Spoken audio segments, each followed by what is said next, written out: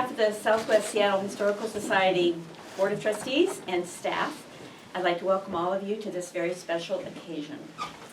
As all of you know, the family of Doc Maynard has decided to donate a special collection of letters to the Log House Museum. And for a small but mighty organization like ours, this donation has significant meaning on so many levels. So you're going to be hearing about that in our little program today. And we are so deeply honored that the family has, agreed to give us the opportunity to steward these letters. So they're right over here. And but before we get started, I want to introduce our board member and a great-great-great-great-grandson of Chief Seattle.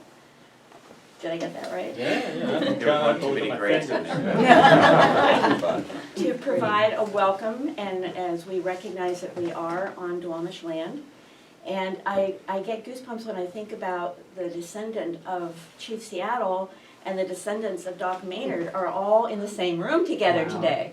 So I mean, that is really, and they were, compatriots and knew each other and had a lot of dealings with each other. So Ken, please, open up the meeting.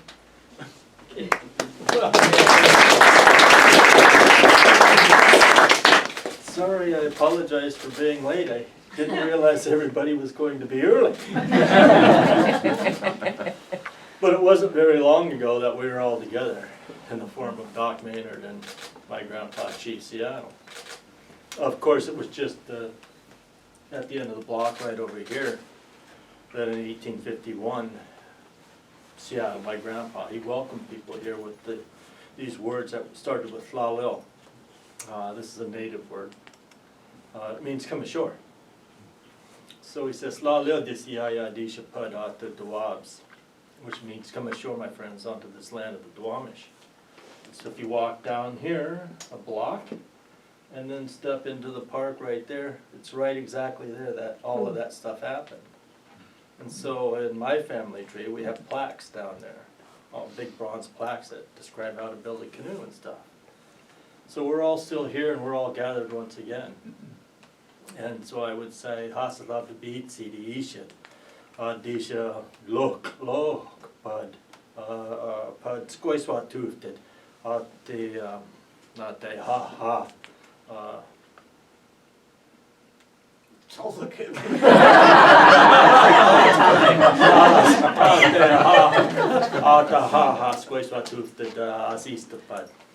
And I had to search for those last words. Ha. It means on this sacred, this ancient, this old land. And so now that we're all back here again, it's my honors and privilege to stand here once again and say, it's good to see you, to see my friends, Yuf, the Ishid, and family. Te lok, but on this old land. Te lok all in this old house. And so lots of things have happened, lots of change. Dokwaps. Aturituha kadisha pad bak dok things. Bok dok stop change things. Bak all happened right here. And so it's only been 169 years. And for us, that's nothing as Duwamish. We've just been here too long. Doesn't mean everybody else shouldn't be here. We've just been here a little bit longer. A lot longer. A couple of years. Only one ice age. There you go. And so, thank you for sharing these papers, these Hala, there it is. Hala stab. At Dagwi Sapa of these papers of your grandpa. And if I'm stammering and stuttering, it's because I'm searching for these words that we couldn't even speak up until just recently. It was illegal. Oh, right. First it was illegal in the schools, and then of course when you came home, you just got slapped down into the ground because you didn't want to be speaking any of those native words, speak this new language, this white people language. He couldn't be native for lots of reasons, lots of discrimination. And then, of course, when you're trying to assimilate into a more advanced society, these white people, then you just didn't do that. Your parents would, you know, tell you don't do that. Not exactly like that, but don't do that. So it's an honor to be able to stand here once again and say these words, the very same words, that your great, I don't know how many generations, Grandpa heard while he was right here and befriended my great grandpa. Did I get that right? Grandpa. And so I found it ironic that here we are all again. And so we're friends with Amy Johnson, who is a descendant of Denny family. And so now here you guys are. And we're all here. So cool. This is a good thing. We're all back together. We also are friends with a local lady here, Ellen Ferguson, who is there's I don't know how many greats there are in there, a couple of them anyway, granddaughter of Isaac Stevens. And so it seems like time just keeps repeating itself. It's stuck in this great big loop and we all keep coming back together. So it was wonderful to stand outside of your house today and have these photos taken and go in this article called Paul Dorpart's Now and Then series. So formally, I would say Thlala Disiaya Disha Padate Yayalam Doabs. I have to take my hands out of my pockets for this. Which simply means come ashore, my friends, onto this land of the Duwamish. Gui. You're invited. Gui when there's more than one. So we say Gui Hidak today, which means it's more than a family. It's more than a family of canoes. But today we invite everybody onto this land. So just like my grandpa who stood just right over here a long time ago and said those words, it's my honor to say once again, Gui Hidak Isiyaya. Welcome, my friends, onto this land of the ancient Duwamish, Asiista. And I never say that last part, because Asiista means again. So we're all back together. Thanks. Thank you.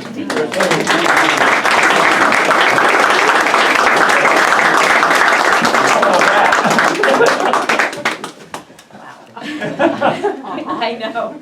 So I would really like to have the family introduce yourselves, just real quickly. You know, even if you're a spouse, please, let's get to know all of you. So if you just quickly start over here with Mary's husband. I'm David Frost. I'm married to Mary Broughton, who is a great-great-great-granddaughter.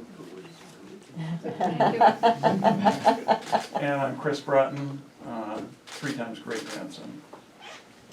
I'm Mary Broughton. I'm married to David Frost. Great granddaughter. And I'm Mary's daughter, Kai. Oh, I'm a fiance to Kai. Welcome, Jana. And my brother Eric hopefully is coming back, but my name is Karen Watson, and I'm a great-great-great-granddaughter. And I'm Mike Watson, her husband. And I'm Joanne Byer, married to John B. Odstrup.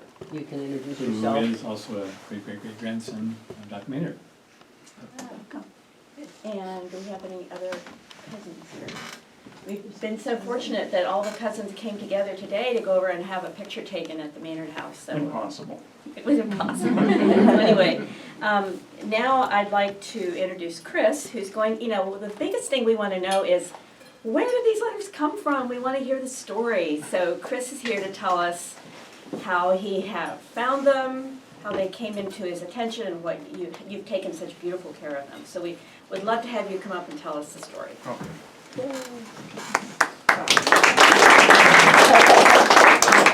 lot of people up here. Just following Ken, the points that he made about, you know, it just happened right over there. Doc had built a big house here on Alki, and for his son Henry to come out, be the farmer, take it, you know, it's yours. And the house burned down. But before it did, Doc was writing a letter, and he said, the old Indian who I named the city after has just come by, and I can't figure out what he's saying, and I can't figure out what I'm writing, so I'm gonna close now. But that could have happened right here. Yes. You know, it's still coming around. And anyhow, these letters, I'm descended from Doc's son Henry, who Doc was trying to get up to come out to Seattle, and he never did. But he kept sending letters saying, you know, you can do anything you want out here. I've got a farm set up for you. You can do it all. And we don't know why Henry never came out, but we don't know why he saved the letters. You know, it seemed kind of like an antagonistic relationship, but Doc loved him, and Catherine loved him, but he just never came out. But why did he save the letters? We just don't know. So these letters were saved, and they were stuck between the pages of a magazine and stored in a non-waterproof shed at Ceola Beach down south of the ferry dock. And some of them are in pretty bad shape.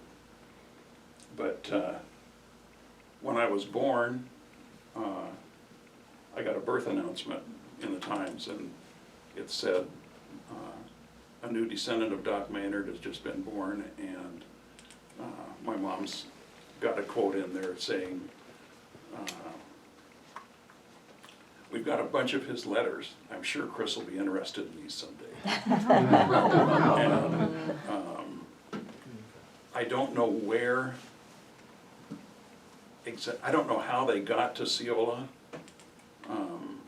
Who brought him out? Maybe Doc's grandson, who came out here and bought the property. We just don't know. But my mom had him, and she would be Doc's great-great-granddaughter. So anyway, that's what I know about it. They were hard to transcribe because some of them are real moldy.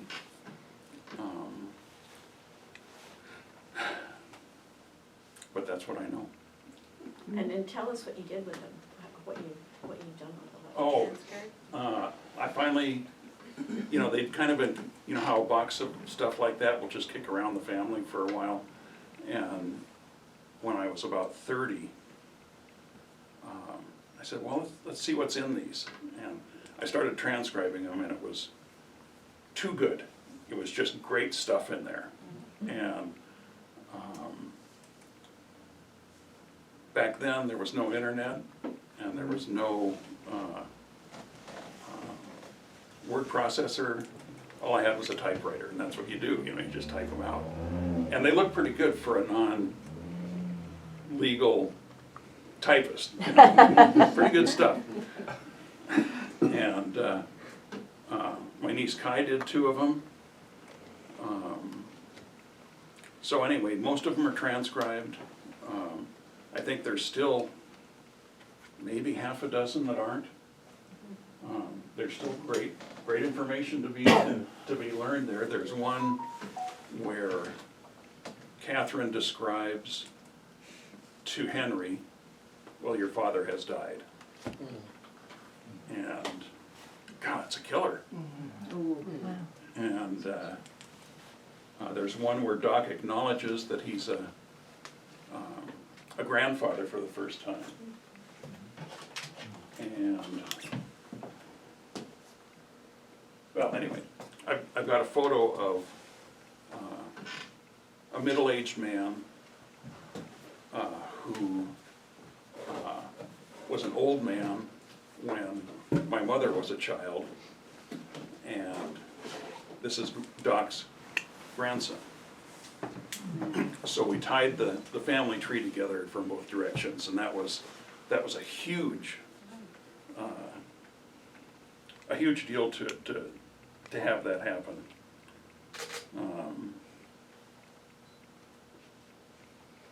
Yeah, this is my great uncle Carl, who was the last Maynard. There were no, a lot of the branches of the family didn't have sons or didn't have children at all. So he was the last Maynard. Oh, interesting. Yeah. Anyhow, He's being held by Henry, for whom the letters are right, addressed. this is Doc's son Henry, and Doc's grandson Francis, and my grandmother. Great stuff, and there's a mystery guy standing behind the partition. I don't know who that is. Always a mystery. Oh, that's good to know. Yeah. So anyway, why don't you, did you have anything Yeah. else? No, we may have some questions after we're finished, but Okay, I'd love to hear from Mary. sure. Yeah, thank you so much, Chris. Yeah.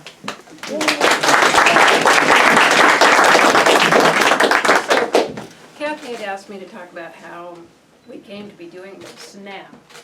And so many people have influenced this. And it started with attending the presentation that Paul Dorpat and Jean Sherrard made of their book Now and Then at Paper Boat Books in West Seattle. And they happened to use the photo of Doc's house in that presentation. I don't know if they do it in all their presentations or if just their West Seattle one, or but my friend Nancy Ishii was there also, and she prompted me to introduce myself to them. And so Paul, being the character he is, said, Clay, who was recording the event, you need to exploit this woman. And Jean tested me by saying, oh, so you're descended from Catherine then? Knowing full well that Catherine had no children. And Clay urged me to be in touch with Kathy.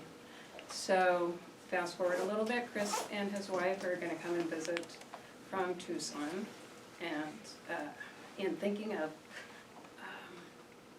interesting things to do, and having purchased this book, this wonderful book for him, got a hold of Kathy, who put me in touch with Rachel and Tasia to come down and let them see the letters. At that time, we weren't really thinking of donating them. We were just sharing them.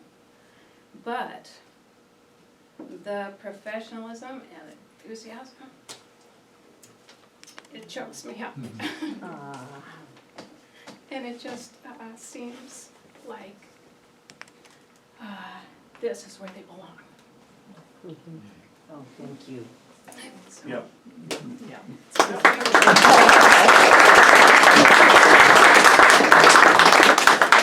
Well, I'd like to now ask Tasia Williams, our curator, our wonderful curator, and I'd like to introduce Rachel Ray Kline, who is our collections manager. And they sat down with you and Chris and talked to you about how they would care for them. And they're totally qualified Yes. professionally to do that. So it would be great. Well, before Tasia talks, let's ask Phil Hoffman, one of our volunteer curators, to come up and talk a little bit. He's already gotten into the letters a little bit, and he's got some ideas. Oh, yeah. Got some ideas? Some great ideas.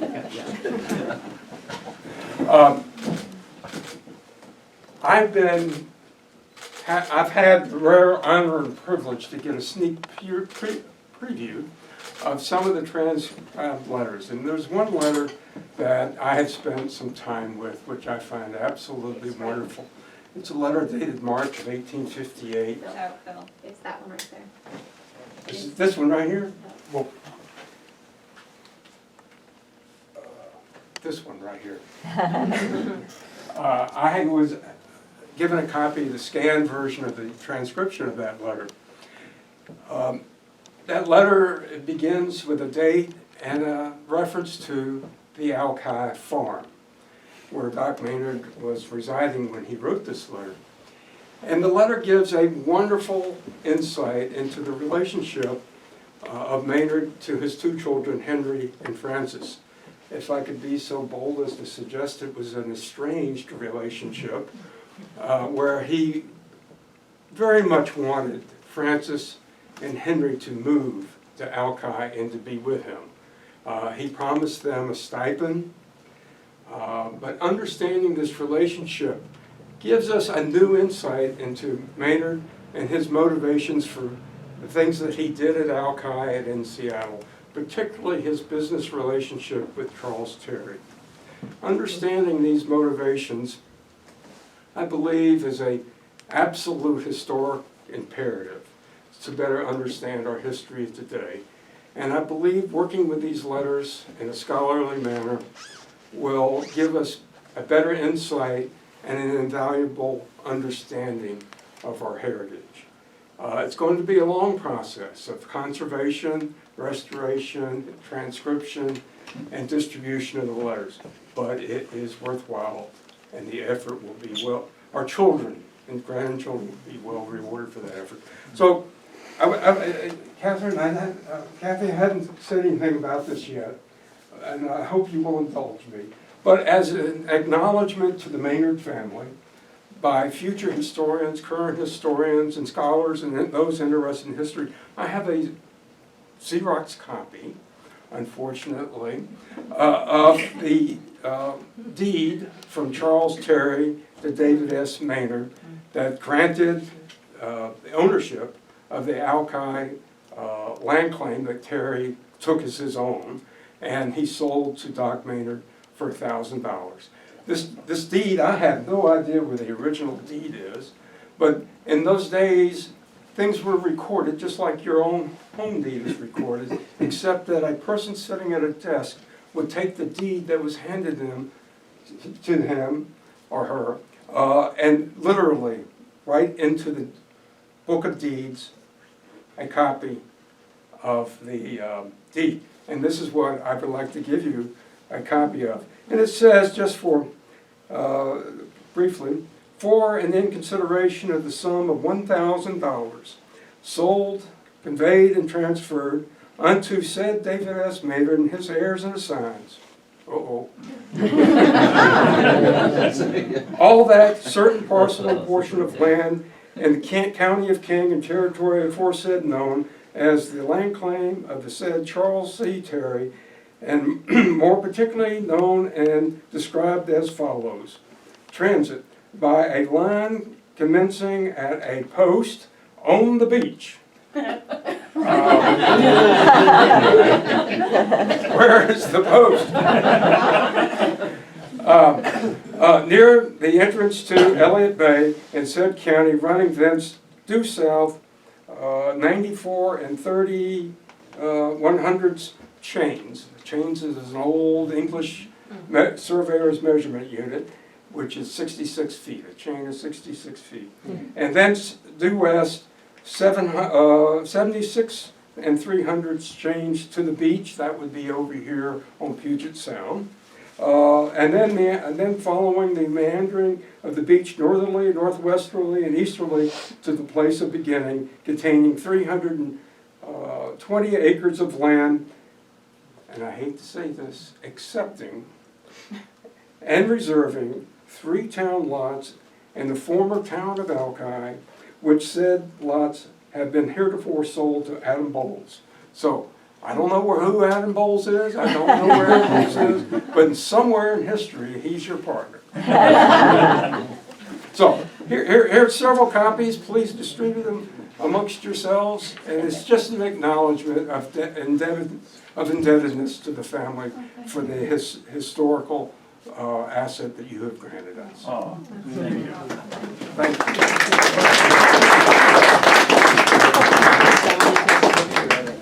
Okay. Well, there's one for everyone. Thank you, Phil. You're welcome. And now I'd love to have Tasia come up and talk to you about what our plans are for these letters and the potential of them. Well, I want to start by thanking the family again on behalf of the Historical Society. This is an incredibly important addition to our collection here at the Historical Society. We hold all the objects in our collection in the public trust, so that means that we are the stewards of these objects on behalf of the community. So really, your donation means that these letters are coming home back to the people who live on this land. And for that, you should feel very proud of yourselves. Yeah, you know, these letters are important for a number of reasons, one of which is definitely what Phil talked about. These letters represent unpublished material that really have not been examined by historians.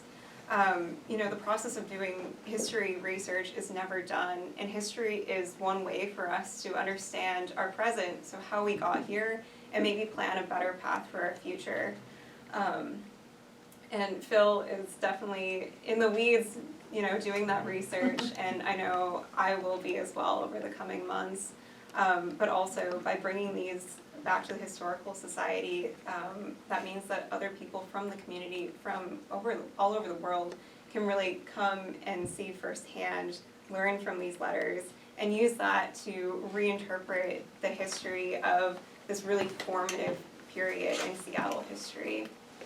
So with that being said, I'm going to give you a little bit of an overview of what some of our plans are for these letters. One of the things that we do with any of our collections is sort of a dual mandate on us from the community. That is preservation of the physical objects and access to them. So with that in mind, on Tuesday we actually have a professional conservator who's going to come visit us, take a look at the letters, and give us a recommendation on what a paper conservator could do to stabilize the letters, because like Chris said, some of them are in quite fragile condition. Do some cleaning so they'll be a little bit easier to transcribe, and do some other work that might involve mold mitigation to make sure that that doesn't spread.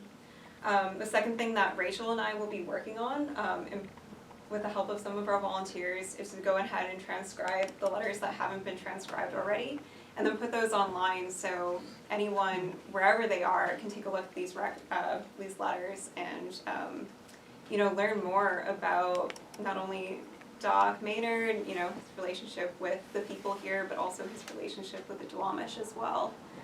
Yeah, I kind of want to close by saying, you know, these records are so important because of the information they hold, but they're also incredibly unique because they are a physical link to our past. Not much survives from that early period of Seattle's history in the 1850s. And to have a letter that was being written while Doc Maynard and Chief Seattle were sitting in the same room, I think is something that's quite special, and something that will ignite the imaginations and the enthusiasm of anyone who gets to see it. So again, thank you so much. We promise to take good care of it.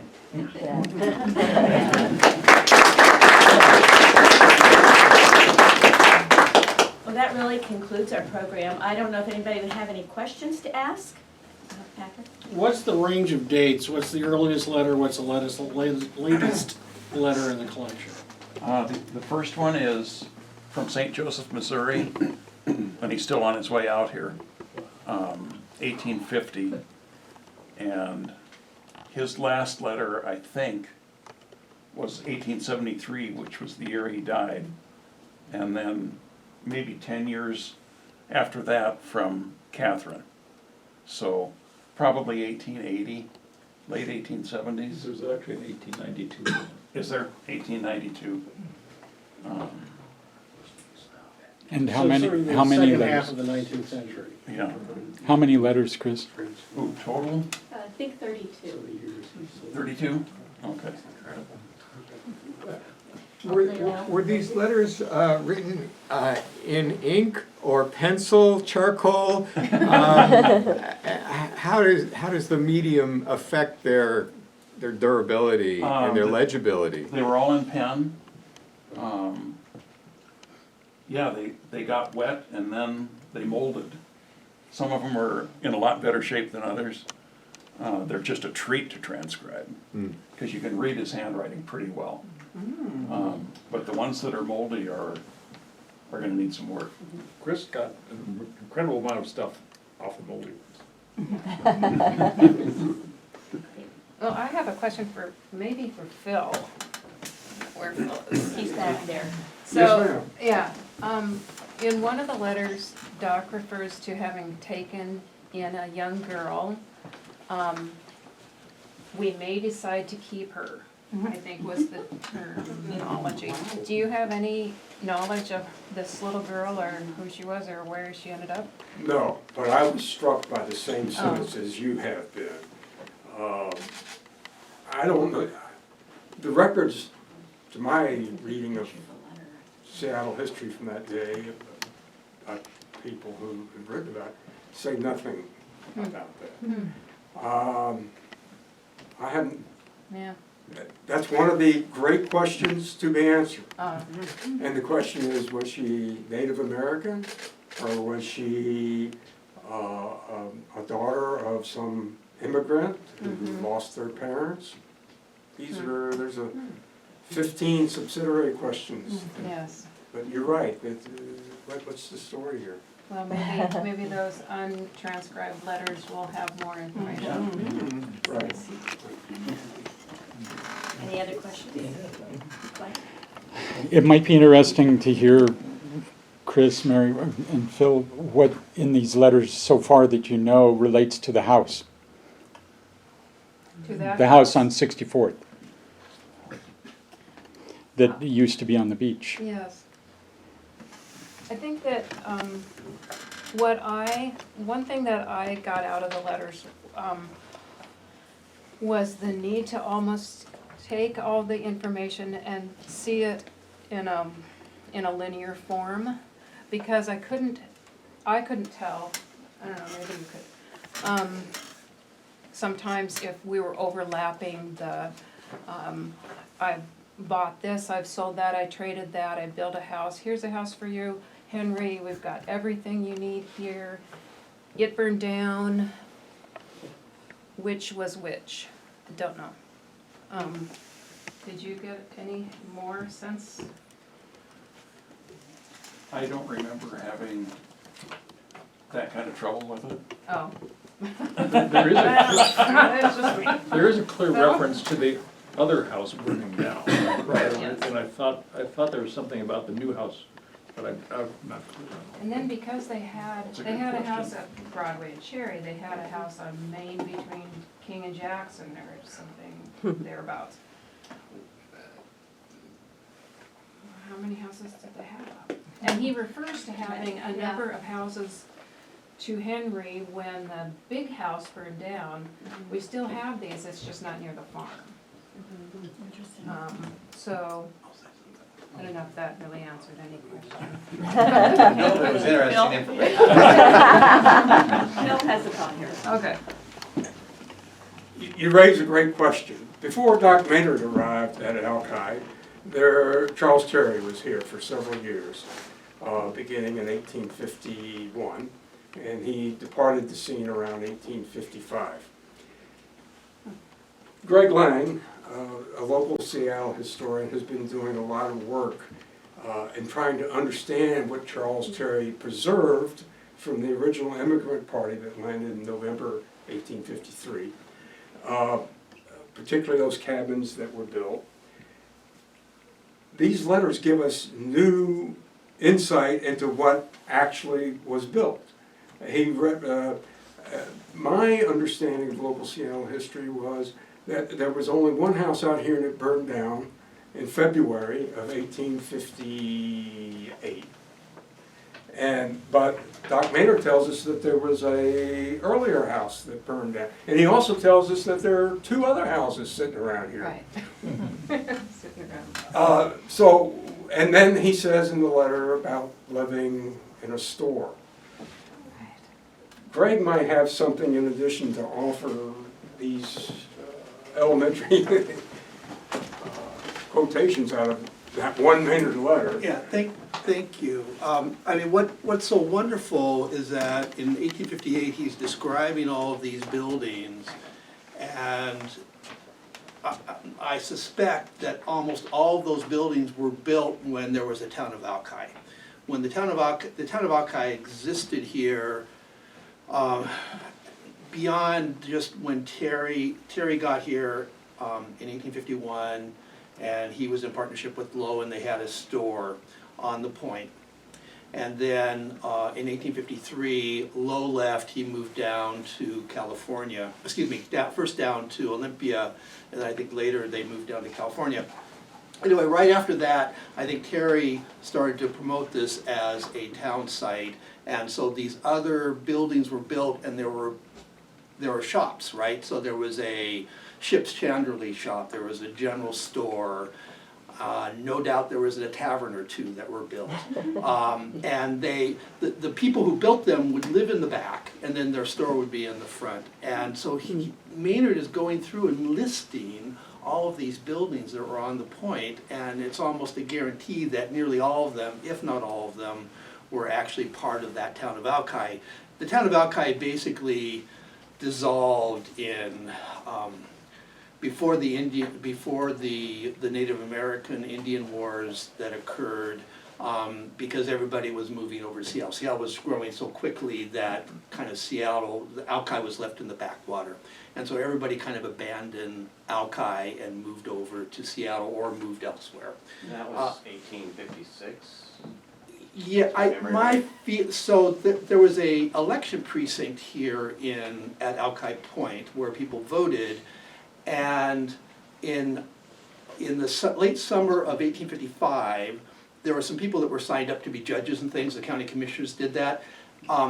Everyone else got paid, but the people who were judged in the other precincts in the county, but the people that were out Alki were not paid. And I think what happened is that there was a gold rush over in Colville on the other side of the mountains. And again, I'm just guessing this, but the town was kind of breaking down, and when they saw dollar signs, they all left and skedaddled over the mountains. And I don't know that for certain, but I suspect that may have been what happened, because people were, $3 was what they were going to be paid for their day's service to be election judges, and that would be something that you wouldn't walk away from, right? If you were around, you would definitely get paid. Well, these people never got that payment, so I suspect they left. So anyway, what is so fabulous about those letters, that it does actually give the dimensions of all the buildings, and those were probably all the shops and the businesses that were here at that time. So.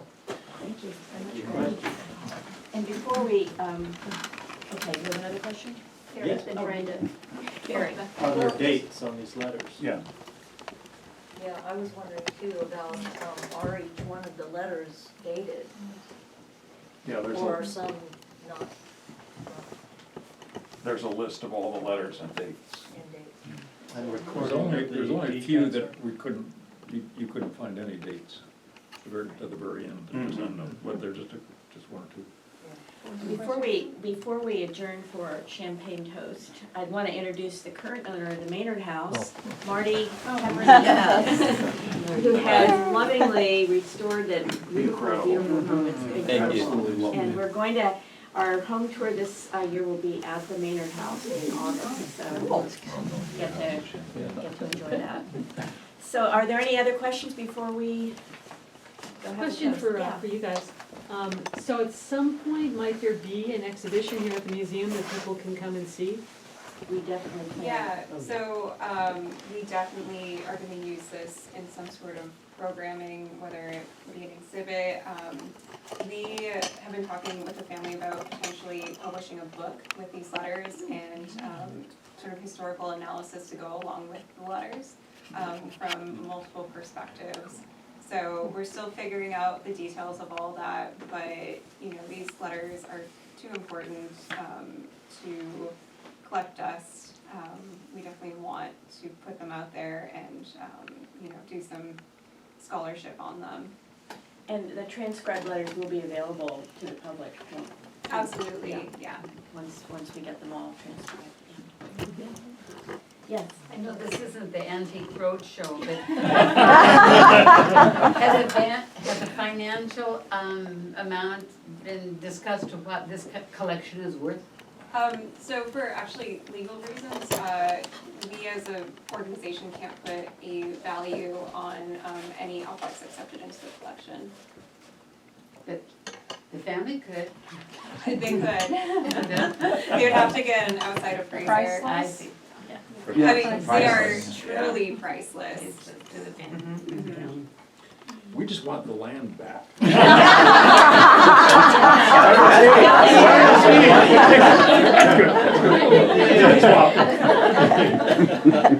Well, it's so nice. You might have to find Adam Bowles. That's right. Where's that post, Phil? Thank you all for coming. What a lovely community get together and to Thank really you. celebrate the beginning of a great city. So we have champagne, Martinelli's, some seltzers out there. We hope you'll stay around and have a little refreshment and we can get acquainted even more. So thank you all. Thank you.